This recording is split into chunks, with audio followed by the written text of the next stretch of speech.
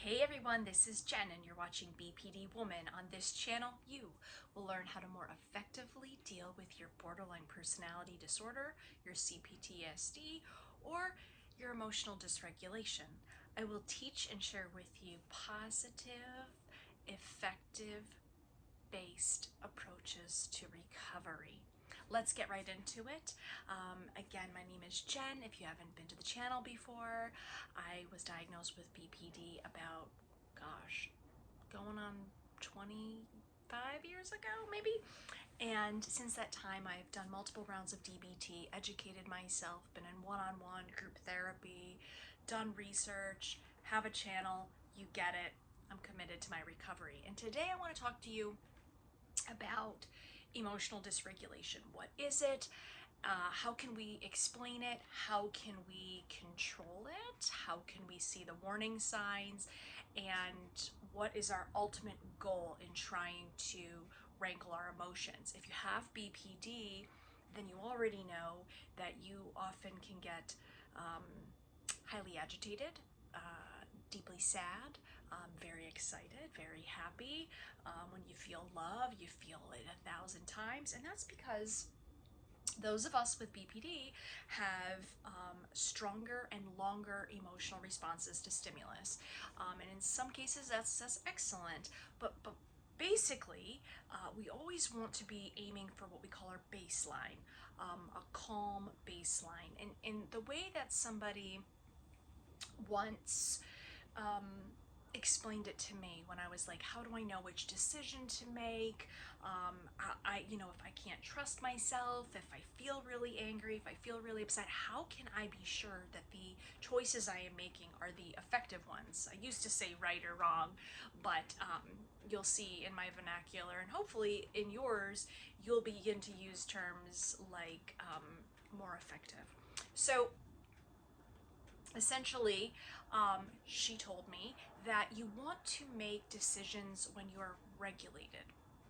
When you feel that sense of calm in your stomach, not that sense of nerves, but that sense of calm in your stomach. And when you are able to be in that regulated, calm spot, you are best positioned to make the most effective choice. And that could be for anything: salvaging relationships, growing your business, growing your friendships, keeping your important relationships intact. So I want to talk about what happens, how we get dysregulated, and what can we do, because oftentimes when you're in that dysregulation cycle, and I'm going to use a visual here, and I've got some notes that I've taken. Nothing fancy, but it gets the point across. That you'll see that very much this is like a cycle, and it just keeps going and going and going and going and going and getting bigger, bigger, bigger. And so we're going to learn how to get off that cycle. So if you haven't already, hit subscribe, tell a friend. Let's get going. So I know, I told you it's gonna be old school today, kids. Okay, so over here is our main goal list when we're feeling dysregulated. So if you're feeling very upset, if you are feeling very angry, if you're feeling like you are just ready to like tell someone how it is, or you're gonna fire somebody, or you're gonna break up with somebody, the first thing that you're going to do is you're gonna stop. You're just gonna stop right there, okay? You're gonna recognize what's going on. And by the way, these are simply put, but they're not easy to do, and I totally understand that it can be very hard to stop yourself. So you're gonna stop. You're gonna recognize, okay. And by recognize, I don't mean this is the time to do an assessment on what the situation is and try to find solutions. When I say recognize here, I mean recognize how dysregulated you are. It can be as simple as, I'm feeling really angry and this is not a good time for me. I'm really hungry. This is not a time for me to make a decision. You know what? I didn't get a lot of sleep last night. This is not the time for an important talk. Okay, so you're just going to recognize that you are off kilter, off balance, dysregulated. 3, then you're not going to do anything. And literally, I mean this. I want you to go do something else. The more distraction, the better. I like to watch movies, and I mean just completely shut your phone off, completely get invested in the movie, because if you keep ruminating on whatever thing is bothering you that you stopped in the first place, then you're going to see that by not doing any decision making, not taking any action here, and going and doing something else, a walk, a phone call with a friend. Although sometimes I really find that when I'm trying to calm down and number 4, recover here, because this is our goal, right? That even talking to somebody can make me very dysregulated. I'm not in the right frame of mind. So usually I like to just spend time with my dogs, paint, watch a movie, read a book, something like that that's cognitive, that will distract you. And then you're going to recover. And this can take days. And I'm going to highlight here on the dysregulation cycle how this happens.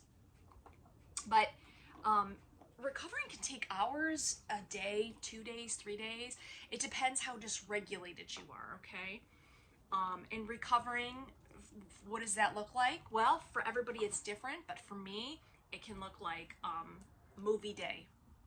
Stay at home, stay in for the weekend, just kind of be by myself. It's isolating, yes, but it's not isolating for such a long period of time that it becomes unhealthy. So it's a taking time for myself, right? A recharge. Some people like to go to the mountains and hike. Some people like to go to the gym. Some people like to get a massage, whatever. And then 5, you're going to resume, okay? And you're going to resume your thought process. You're going to resume your activities. You're going to resume problem solving. You're going to resume working towards whatever got you dysregulated in the first place. And really the goal here is that when you're trying to stop and stop, recognize, don't do anything, no decisions, recover and resume, your goal here is not to aggravate the situation, make it worse, invite more problems, and really your goal here is to calm down. And we're trying to get to baseline, right? And baseline is another word for that regulated state. Okay, just like the therapist told me that you want to make a decision when you're regulated. Because remember, when emotion is high, logic is low. Emotion high, logic low. Emotion high, logic low. So you want to get to baseline so that you don't aggravate the situation. These are literally your only goals. Just don't make it worse. Okay, so let's talk about this dysregulation cycle, because this actually happened to me over the weekend.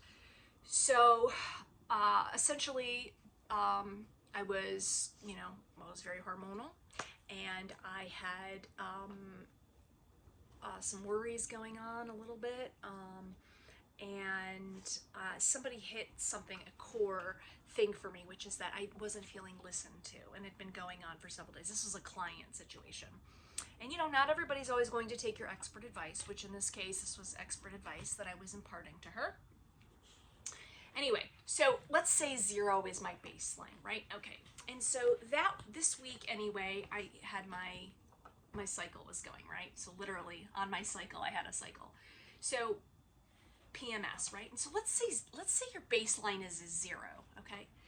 And then maybe you're not getting any sleep, okay? Or you're PMSing, or you're hungry, right? Hungry, angry, lonely, tired. Any of these things that can compromise your physical, mental well-being, right? So let's say now, instead of a 0, you're now at a 10, okay? Now, you're gonna see in this circle here, let's pretend like this is a ramp, okay? This is the highway of dysregulation. There are off-ramps and exits at any one of these junctures, right? So here, instead of a 0, now I'm at a 10, okay? And I could exit off into recover, stop, recognize, don't do anything, recover. But what if I don't? Okay. Well, that day I was working and I had to keep working, so I couldn't exit. I mean, I could exit, right? There are things I could do, calm down, tell myself I'm not going to engage in any long conversations with clients that day. I'm going to drive slower, but not me. I'm revved up, right? And now I'm hitting traffic, right? And somebody cut me off, even though it was my right of way to merge. And I opened my door and I was like, fuck you, right? Now I'm at 25. Now I'm like, revving, right? I'm getting further and further on that dysregulation highway. I could exit, but I didn't. So now I'm not being listened to, okay? So I get to the client. They're still not taking my advice. Their dog is still sick. And I'm getting aggravated because it's been going on and on. And I'm worried about the dog, and I don't understand why they're not listening to me when it's so clear that if they just tried my advice, it probably would work, but they're not. So now that's hitting that core hurt for me that I'm not being listened to, and I fucking hate that shit, right? So now I'm at a 50, right? I could get off, but I didn't. And now my client was like, well, we're doing what our vet told us to do. And I started raising my voice in their home, and I said, well, what you're doing isn't working. Okay? And now I'm like, uh-oh. So now I'm revved up at 70. So, right? So I'm going from 0, 10, 25, 50, 70. Okay, so now, this is all on Friday. This is taking place. So today is, what's today? Tuesday? Yeah. Monday? It's Monday, right? Yeah, it's Monday. Okay. So this just happened a few days ago. So now I continue with the job, and, you know, I'm feeling shame now, and I'm feeling all of the secondary emotions that come with the dysregulation, like the worry, the fear, I'm gonna get fired, right? And so even before I left, I did stop, and I recognized, and I tried to de-escalate the situation by apologizing, and I sent an apology text when I got home. And I really didn't get the response that I wanted from that text. I mean, it was like, thanks. And then I was like, thanks, question mark. And then she replied, you know, oh, I appreciate your input, and I also appreciate, you know, you recognizing that you raised your voice. But to me, that didn't really feel like, well, it wasn't the response that I wanted. I wanted her to be like, yes, I forgive you. Okay, everything's fine, don't worry. That's what I wanted to hear. But she didn't say that. You're not always going to hear what the other person's going to want to say. Right, so now I'm at 90 because now I feel, oh God, a job loss, right? Like they're not gonna hire me again. I have all of these big, long trips of theirs that are coming up. And so now we're into the weekend, and now I'm at 1,000. And and I did do a little off ramp here, because after I got her text on that last text on Friday and I wasn't satisfied, I wanted to say something else, but I didn't, because I knew I was like, don't make any decisions. So I did do a little off ramp here. But then there's another saying in DBT, which is, gosh, I'm forgetting now. But essentially, like, don't put off waiting. Like, you can wait, but don't wait too long to take care of something. And over the weekend, I was trying to let myself calm down, but also I felt a sense of anxiety and unease because I hadn't resolved the situation to my liking. So I isolated for the weekend. I did watch movies. I did stay in with the dog. I did sleep. But there was this point here where I was going to act out on my fears, which would have been like, well, I know that they're not going to hire me anyway, and I don't like their attitude, and you know what? I'm going to give them all their money back, and I'm not going to watch the house, and fuck them, right? But I didn't, so I off-ramped. But now I'm at 1,000, right? So at 25, it would have been a lot easier to come down and get off the highway, but I was over here at 1,000. So it took several days, and today I did talk to them, and everything was fine, and I moved on. But the goal here was not for me to aggravate the situation or make it worse, and to calm down. And did I do that this weekend? Yes, absolutely, because I knew that it was going to take several days for me to calm down. I didn't return their money. I didn't say I wasn't going to do the big vacations that are on the calendar. I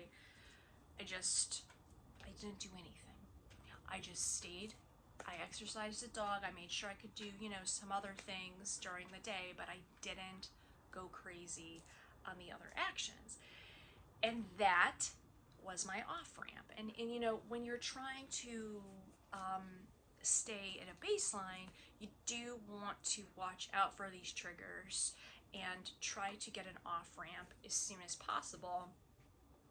But I didn't make it worse, and I let it calm down. And what is the benefit of that? Well, the benefit is that I keep the client, I keep the income, I don't financially hurt myself, I haven't caused more worry, because you can just keep going and going. I mean, in this cycle, you could go to 3,000, right? But the more time you spend on dysregulation highway, the harder it's going to be for you to get back down to baseline, right? Because you've missed all those exits, and now so you gotta get back on the highway to get those exits. So just be careful that you're not making it worse, and that you're taking the time to recover. And finally, that you are aware of your triggers. So, are you PMSing? Are you hungry? Are you, you getting ill sleep? Is your situation at home not good? Are you placed in the best position for your emotional health and well-being? Let me know what you think. Please share below about how you effectively handle dysregulation. Let me know if you think that this was helpful. And I'd love to hear your stories. And until next time, in everything you do, please be effective. Bye-bye.